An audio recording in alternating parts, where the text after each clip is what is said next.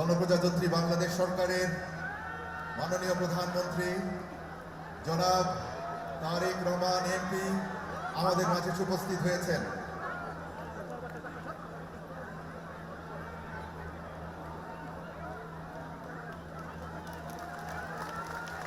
আমাদের প্রিয় নেতা তারুণ্যের প্রতীক আজ আমাদের মাঝে।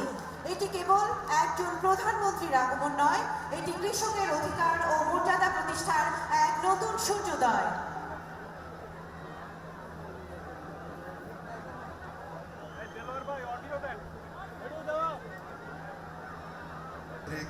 স্মার্ট কৃষক কার্ড বিতরণের উদ্বোধনী অনুষ্ঠানে আপনাদের সাদর আমন্ত্রণ জানাচ্ছি।